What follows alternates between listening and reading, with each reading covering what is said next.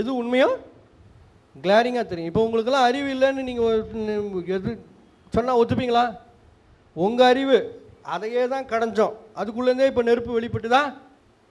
அதுக்குள்ளேருந்தே light வந்துதா? அதுக்குள்ளேருந்தே light வந்துதா? I have given everything in lighter vein. தமாஷாவும் நகைச்சுவையாகவுமே சொல்லிட்டேன். ஆனால் அவ்வளவும் வெளிச்சத்தை கொடுத்தது. வெளிச்சத்தை கொடுத்ததா இல்லையா? வைத்தியம்னா இவ்வளோதான்.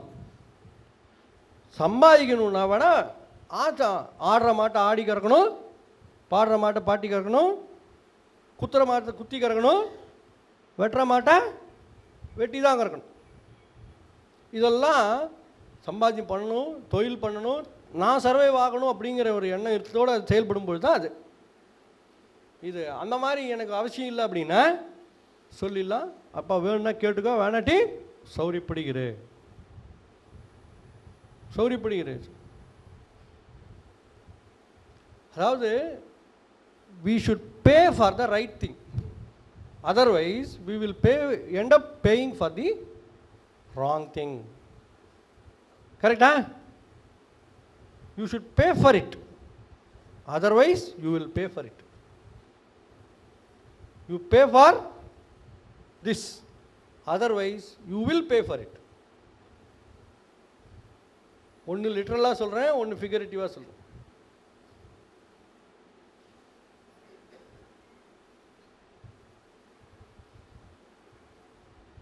எல்லாமே ரொம்ப சிம்பிள். சரி, சர்க்கரை வியாதி நிறையா தண்ணி குடித்தா கிட்னி ஃபெயில் ஆகிடும் சொல்கிறாங்களா இல்லையா?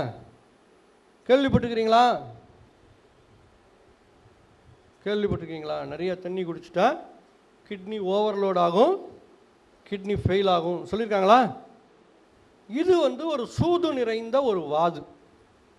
சூது நிறைந்த வாது. சூதும் வாதும் வேதனை செய்யும். இது சூதும் இருக்கு, வாதும் இருக்கு. சூது நிறைந்த வாதம் இது என்ன பண்ணும்? வேதனை செய்வதில் சாதனை செய்யும். சூது நிறைந்த வாதம் என்ன பண்ணும்? வேதனை செய்வதில் சாதனை செய்யும். ஏன் எப்படி? இப்போ ஒரு தட்டு நிறையா அரிசி போட்டுக்கிறீங்க. அரிசியில் இருக்கிற கல் நெல் நம்ம நீக்கணும். என்ன பண்ணுவீங்க? முதல்ல கொஞ்சோண்டு அரிசி இப்படி தள்ளுறீங்க, 1-2 கல் இருக்கும், அதை எடுத்து வெளியே தூரம் போட்டுட்டு சேர்த்துக்கிறீங்க. வாங்க, மறுபடியும் கொஞ்சோண்டு அரிசி தள்ளுவீங்க, அதில் இருக்கிற 1-2 கல் எடுத்து தூரம் போட்டுட்டு மறுபடியும் சேர்த்துக்கிறீங்க. அப்படி தானே அரிசி பொறுக்குவீங்க. வீட்டில் அரிசி பொறுக்கிறீங்களா இல்லையா? யாருமே அரிசி பொறுக்கி கொடுக்குறது இல்லையா? கொஞ்சம் கொஞ்சமாக அரிசியை தள்ளி கொஞ்சம் கொஞ்சமாக கல்லெல்லாம் எடுத்து ரிமூவ் பண்ணி க்ளீன் பண்ணி கொடுப்போம். சரி, இப்போ ஒரு தடவை நீங்கள் அரிசி தள்ளும்போது அதில் ஒரு 40 அரிசி இருக்குது, 2 கல் இருக்குன்னா டக் டக்குன்னு எடுத்து போட்டுட்டு நீங்கள் அடுத்தது க்ளீன் பண்ணலாம். ஒரு தடவை தள்ளுற ஐட்டத்தில் 40 அரிசி இருக்குது, 120 கல் இருக்குன்னு வச்சுங்க. என்ன ஆகும்? நீங்கள் 120 கல்லையும் எடுத்து போடுற வரைக்கும் அடுத்தது வெயிட் பண்ணாது. பிளட் அப்படி பியூரிஃபை ஆகுமா? பிளட் அப்படியா பியூரிஃபை ஆகும்? ஆகாது. ஏன்னா அது கன்வேயர் பெல்ட் மாதிரி ஃப்ளோவில் இருக்குது, அப்படியே ஃப்ளோவில் போயிட்டே இருக்குது. அப்போ என்ன ஆகும்? இந்த 120 கல்லையும் எடுத்து முடிகிறதுக்குள்ளே அடுத்த சிசி பாஸ் ஆகிடும். பியூரிஃபை ஆகாமல் கிட்னிக்குள்ளே போய் ஃபில்டர் ஆகாமலே பாஸ் ஆகி போயிடும். புரியுதுங்களா? அப்போ தான் கிட்னி ஃபெயிலியர்.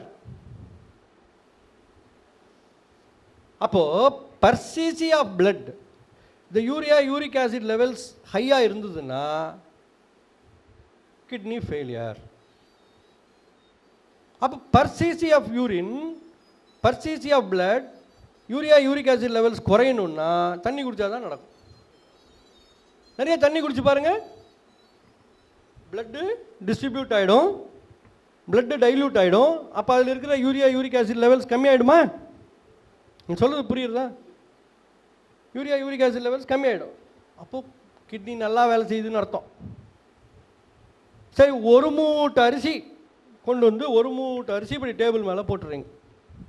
இது அப்படியே பிரித்து வச்சு வெள்ளையாக இருக்குது இந்த டேபிள், இப்படி பிரித்து இது மேலே ஒரு மூட்டை அரிசி ஓரமாக கொட்டிடுறீங்க.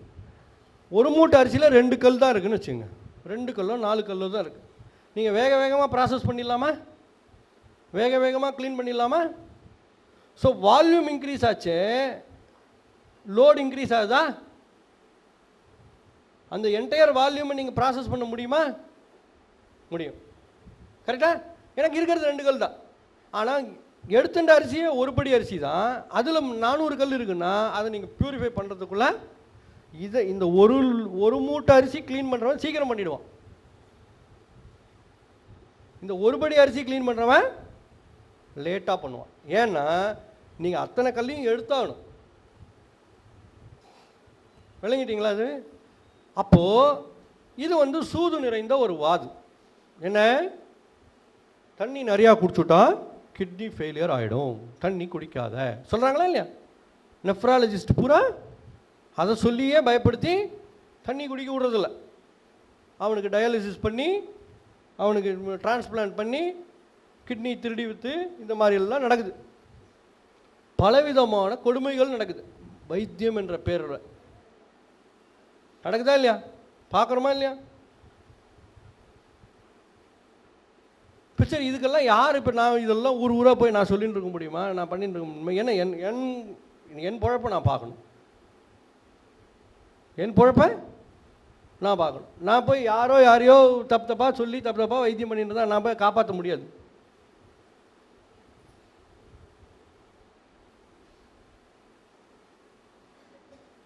இப்போ நான் உங்களுக்கு சொன்னேனே, மருந்தை சொன்னால் ஏறும், குத்தி சொன்னால் ஏறும், கத்தி சொன்னால் ஏறும், 3 வகை சொன்னேன் இல்லைங்களா?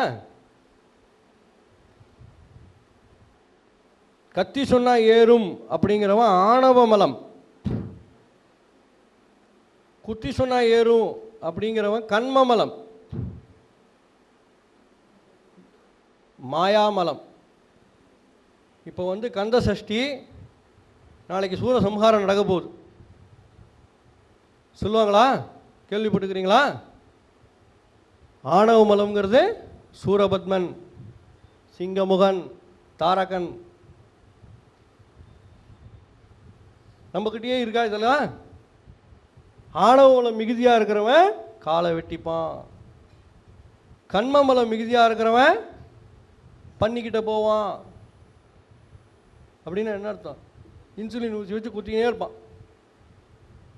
மாயாமலத்தில் இருக்கிறவன் மருந்தாக சாப்பிடுவான், மருந்தாக சாப்பிடுவான், திருந்தவே மாட்டான். இந்த 3 மலத்தையும் ஞானம் நீக்கும். ஞானம்னா அறிவு, வேல்னா ஞானம். சொல்லுவாங்களா? வேல்படை என்கிறது என்ன? ஞானம். ஞானம் வந்தால் 3 மலங்களும் அழிஞ்சு போகும். அப்போ ஆரோக்கியங்கிறது தானே சித்திக்கும். சிவம் என்ற வார்த்தையே ஆரோக்கியம். சிவம் என்ற வார்த்தையை எழுதியிருக்கார். உடம்பார் அழகின் உயிரார் அழிவர், திறம்பட மெய்ஞானம் சேரவும் மாட்டார், உடம்பை வளர்க்கும் உபாயம் அறிந்தேன், உடம்பை வளர்த்தேன் உயிர் வளர்த்தேனே. திருமூலர் சொன்னார். சிவம் என்றாலே ஆரோக்கியம். ஏன்னா அந்த சிவத்தை நாம் அடைஞ்சாதான், சிவம் என்பது காலனை உதைக்கும் தத்துவம். புரியுதா? காலனை உதைக்கும் தத்துவம்.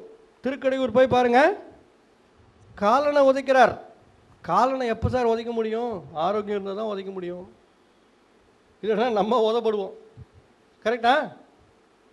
காலனை உதைக்கும் தத்துவம் சிவமே ஆரோக்கியம்தான். இதைத்தான் அங்கே சுவாமி மலையில் முருகப்பெருமான் சிவனுக்கு உணர்த்துறார். சிவன் கீழே உட்காந்துட்டு கை கட்டி வாய் பற்றி கேட்டுக்கிறார். அந்த சுப்பிரமணியன் சொன்னார், சிவனே கேட்டுக்கிறார். இந்த சுப்பிரமணியன் சொல்கிறேன், நீங்கள் சிவனேன்னு கேளுங்க. புரியுதுங்களா? எப்படி அந்த ஆரோக்கியத்தையும் அந்த ஆன்மீகத்தையும் கலந்து கலந்து கலந்து நம்மளுக்கு கொடுத்துக்கிறாங்க பெரியவங்க. நம்ம தான் புரிஞ்சுக்கல.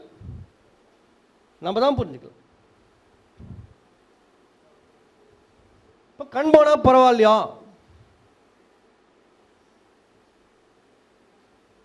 எப்படி கண்ணுக்கு சரி பண்ணுறது? 6 படை வீடு சொல்லுவாங்களா? 6. நான் என்னமோ வேறு மதத்தை பேசுகிறேன்னு நினைக்காதீங்க. இது பூராவுமே ஆரோக்கியம் சம்மந்தப்பட்ட விஷயங்கள். இதை வந்து இந்து மதத்தில் ரொம்ப தெளிவாக சொல்லியிருக்கிறாங்க. 6 படை வீடுன்னு சொல்கிறாங்க. 6 படை வீடு என்பது என்னன்னா, நம்ம உடம்புல இருக்கிற 6 ஆதாரங்கள் கேள்விப்பட்டிருக்கீங்களா? 6 ஆதாரங்கள், 6 படை வீடுன்னு சொல்லுவாங்க. என்னென்னு சொல்லுவாங்க? மூலாதாரம், சுவாதிஷ்டானம், மணிப்பூரகம், அநாகதம், விஷுத்தி, ஆக்ஞா. இது 6 சக்கரங்கள், 6 ஆதார சக்கரங்கள்னு சொன்னாங்க. இது என்ன சமாச்சாரம்னா, 6 எக்ஸ்கிரீட்டரி ஆர்கன், நம்ம உடம்புல உள்ள 6 எக்ஸ்கிரீட்டரி ஆர்கன் தான் அவங்க சொல்லியிருக்கிறாங்க. இப்படி எப்படி? மூலாதாரம் லார்ஜ் இன்டெஸ்டைன், சுவாதிஷ்டானம் அப்படிங்கிறது கிட்னி. கிட்னியினுடைய இது வந்து பிரம்மா, படைக்கும் தொழில் சொல்லுவாங்க. இந்த ஆதாரத்துக்கு இந்த இதுக்கு உண்டான சுவாமி யாருன்னு கேட்டால் பிரம்மா. என்ன எப்படி? கிட்னி பலமாக இருந்தால் தான் ஜெனிட்டல்ஸ் பலமாக இருக்கும். ஜெனிட்டல்ஸ் பலமாக இருந்தால் தான் குழந்தை பிறக்கும். படைக்கும் தொழில் அப்போ தான் நடக்கும். குமிஞ்சு பாருங்க, மூத்திர உறுப்பும் பிறப்பு உறுப்பும் ஒன்று.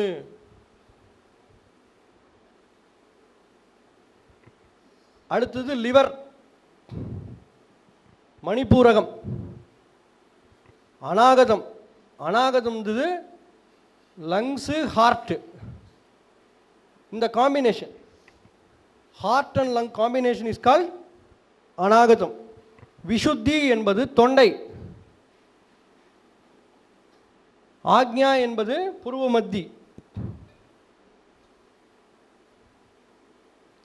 இப்போ இந்த 6மே கழிவு உறுப்புகள்னு சொன்னேன். உங்களால் உணர முடியுதா? இதுலேருந்து ஒரு கழிவு வெளிவருது, கிட்னிலேருந்து ஒரு கழிவு வெளிவருது, லிவர்லேருந்து ஒரு கழிவு வெளிவந்து என்னாகும்? கிட்னி இதில் போய் கலந்துடும், போய் இதுலேருந்து வெளியே போயிடும். லங்ஸு, ஹார்ட், இது உள்ளேருந்து வெளிக்கக்கூடிய கோழை அது மாதிரி வர்றது. தொண்டை, இது வெளியில் எழும்பி வரும்போது தான் தொண்டை வழியாக வெளியே வரும். தொண்டையிலேயே கரகரப்பு குறுகுறுப்பு உங்களால் உணர முடியாது. தொண்டையில் கிச்சு கிச்சு, தொண்டையில் கிச்சு கிச்சு. என்ன பண்ண? விக்ஸ் மாத்திரை சாப்பிடுங்கோ, கிச்சு கிச்ச உள்ளே தள்ளுங்கோன்னு சொல்கிறான். விளம்பரம், அட்வர்டைஸ்மெண்ட் வருது. இப்போ நான் என்ன சொல்கிறேன்? துப்பி விட்டீர்கள் என்றால் தப்பி விட்டீர்கள். உங்களுக்கு சளி, கோழை, மூச்சு திணறல் இதெல்லாம் இருந்ததுன்னா என்ன அர்த்தம்? துப்பணும். துப்பி விட்டீர்கள் என்றால் தப்பி விட்டீர்கள். துப்ப மாட்டீர்கள் என்றால் தப்ப மாட்டீர்கள். துப்ப மாட்டீர்கள் என்றால் தப்ப மாட்டீர்கள். துப்பி விடுங்கள் என்று துப்பு கொடுக்கின்றேன். துப்பி விடுங்கள் என்று துப்பு கொடுக்கின்றேன். துப்பு இருந்தால் நாம் பிழைப்போம், இல்லாவிட்டால் நம்ம டாக்டர் பிழைப்பார். துப்ப தெரியாதவன் துப்பு தெரியாதவன். கரெக்டா? துப்ப தெரியாதவன் தப்ப தெரியாதவன்.